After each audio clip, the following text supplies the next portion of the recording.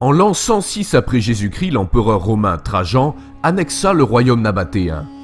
Dès lors, la ville de Pétra devint la capitale de la province d'Arabie, célèbre pour son commerce caravanier. Référence: livre de la chronologie de l'histoire ancienne. Voir aussi la carte, le royaume oublié des Nabatéens. Maxime de Tyr, dans ses dissertations, rapporte déjà au IIe siècle que les Nabatéens adoraient une pierre sacrée. Les Arabes adorent aussi, mais je ne sais quoi. Quant à l'objet sensible de leurs adorations, je l'ai vu, c'est une pierre quadrangulaire. De nombreux autres bétiles, pierres ou météorites taillées, parfois nommées également Kaaba, ont été adorés par les Arabes pré-islamiques qui voyaient en elles la manifestation d'une divinité céleste. Ces nombreux peuples païens désignaient ces météorites par pierre noire, un nom que l'on donne encore aujourd'hui à cette pierre noire positionnée dans le coin sud-est de la Kaaba, située à la Mecque, en Arabie Saoudite. Selon la croyance musulmane, cette pierre noire serait tombée du paradis. Elle fait partie intégrante de la foi musulmane et aurait comme caractéristique principale d'enlever les péchés de tous les musulmans. Les écritures islamiques authentiques témoignent de ce culte païen qui précédait l'islam à la Mecque et prouvent sans l'ombre d'un doute que le faux prophète Mahomet exécutait des rituels païens. Il sera pénible d'apprendre pour la plupart des musulmans que la Kaaba ne comprend pas qu'une seule pierre rédemptrice des péchés, mais bien deux pierres. On y trouve la pierre noire, mais aussi la pierre yéménite, qui se situe à l'angle sud-ouest de la Kaaba. Beaucoup de musulmans contesteront que ce n'est pas une pierre, en affirmant que c'est l'angle de la Kaaba, mais pourtant on retrouve des anciens arabes qui disent que c'est bien une pierre. Voici ce qu'on lit dans l'ouvrage intitulé Al-Tariq al-Kawim li Makka wa Bayt Allah al-Karim de Muhammad Tahir al-Kurdi al-Makki, tome 3, page 256. La pierre qui constitue l'angle yéménite remonte au règne d'Abd Allah ibn Zubayr. Un peu plus loin dans le texte, l'auteur affirme: en l'an 1040 de l'Hégire, le sultan Mourad IV procéda à la restauration de la Kaaba. Ce faisant, l'extrémité de la pierre formant l'angle se cassa, et la faille créée par la cassure fut colmatée avec du plomb. Voici le témoignage tout récent d'un pèlerin qui s'interroge sur le coin yéménite. On voit clairement qu'il découvre avec stupeur que le coin comporte une pierre semblable à la pierre noire, car il dit: à ma grande surprise, j'ai découvert sur l'angle yéménite une chose étrange qui ressemble à une pierre portant des marques.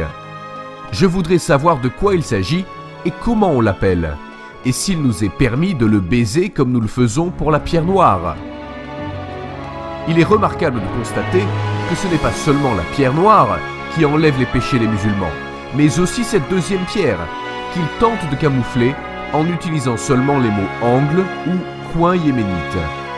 Pourtant, elle n'a rien de divin, puisqu'elle est faite en granit, une roche abondante dans les collines avoisinantes de la Mecque et partout en Arabie Saoudite.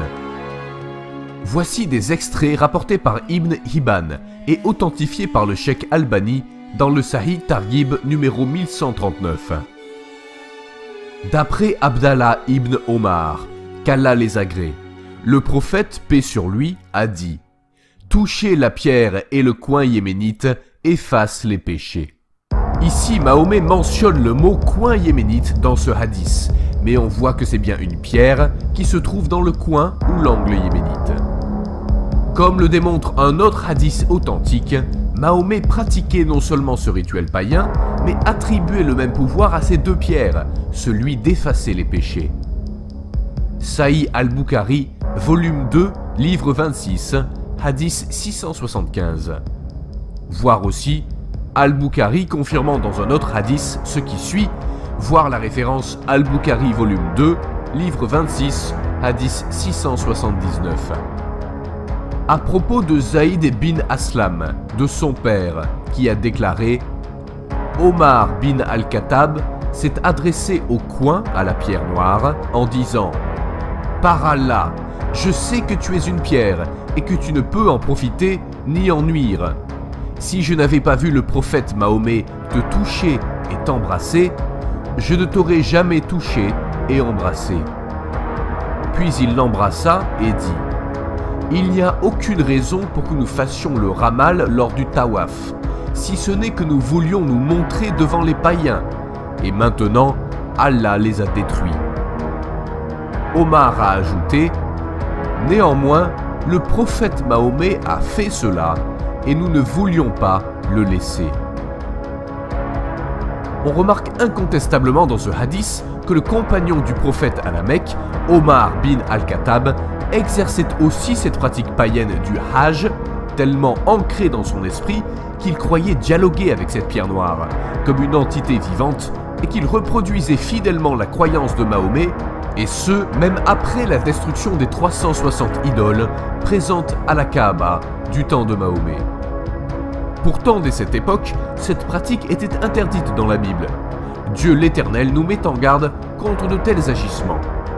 Lévitique 26:1 dit : « Vous ne vous ferez point d'idole, vous ne vous dresserez pas d'image taillée et de cipes, et vous ne mettrez pas dans votre pays de pierres ornées de figures, pour vous prosterner près d'elles, car je suis l'Éternel, votre Dieu. »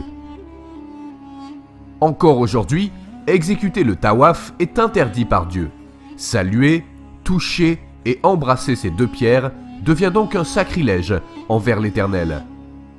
Notons que le tawaf, les 7 tours effectués par les pèlerins musulmans autour de la Kaaba à la Mecque, représentent aussi un rituel voué aux 7 astres visibles à l'œil nu, soit la Lune, Mercure, Vénus, le Soleil, Mars, Jupiter et Saturne, et qui est encore une fois un rituel né du paganisme.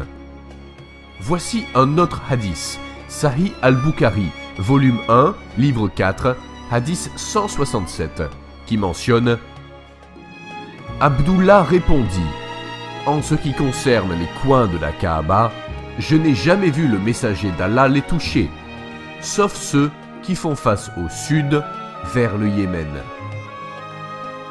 Ce verset démontre clairement que les deux pierres vénérées par Mahomet étaient bien la pierre noire et la pierre yéménite. Elles sont toutes les deux situées sur les angles sud qui font face au Yémen. La pierre noire est orientée au sud-est et la pierre yéménite vers le sud-ouest. Selon une croyance musulmane, il y a 1400 ans, une femme, Fatima bint Assad, aurait donné naissance à son fils sacré, l'imam Ali ibn Abi Taleb, à l'intérieur de la Kaaba, après s'être infiltré par la fente de cette pierre yéménite. En plus d'enlever les péchés des musulmans, cette pierre serait un acteur principal dans cette croyance musulmane, que l'on nomme Ar-Rukn al-Yamani, qui fait face au Yémen. Et qui pourrait croire que cette pierre yéménite ne serait en fait qu'une vulgaire pierre de granit? Oui, vous avez bien entendu, voici une courte démonstration.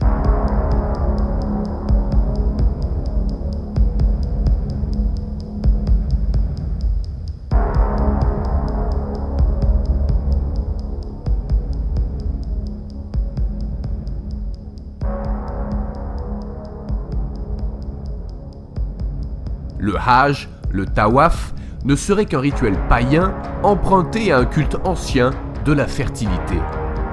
La pierre yéménite, qui, par sa fente, permet la naissance miraculeuse sacrée de l'imam Ali ibn Abi Taleb, démontre ce parallèle. Il faut aussi constater, lorsqu'on établit ce parallèle avec la pierre noire, qui selon certaines sources serait la vulve de la déesse Al-Lat ou Al-Allat, nous n'avons qu'à regarder son image pour nous rendre compte de ses caractéristiques.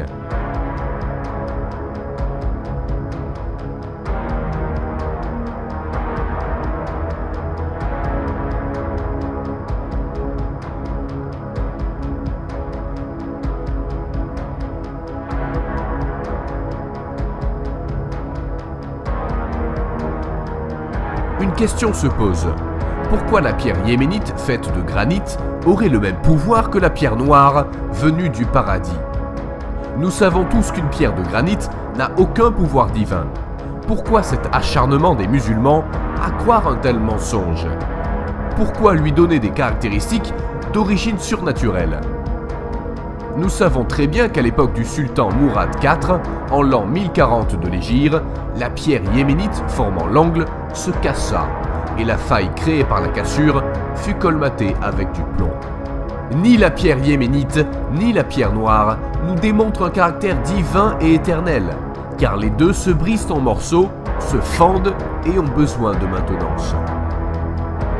Que dire de la pierre noire qui est scindée en 8 morceaux? Devrions-nous plutôt dire les pierres noires?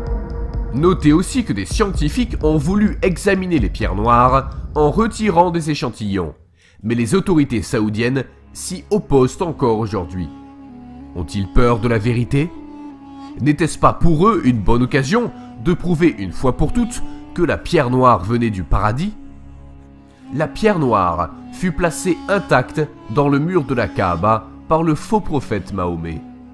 Elle s'est depuis cassée en plusieurs fragments qui ont été cimentés dans un cadre en argent dans le flanc de la Kaaba. C'est à partir de la pierre noire que commence la circambulation autour de la Kaaba. Tous les musulmans essayent de s'approcher et d'embrasser la pierre noire pour reproduire le baiser qu'elle aurait reçu de la part de Mahomet. S'ils ne peuvent pas l'atteindre, les pèlerins doivent alors se contenter de tendre la main droite vers la pierre lors de leurs 7 rotations autour de la Kaaba. Durant le Hajj, les musulmans doivent seulement toucher ou saluer la pierre yéménite, et ils doivent aussi saluer ou embrasser la pierre noire. Les deux pierres ont la propriété d'effacer les péchés, mais pourtant la pierre noire, descendue du paradis telle que mentionnée par les musulmans, ne peut à elle seule pardonner tous les péchés. Elle a besoin de la pierre yéménite, pourtant faite de granit.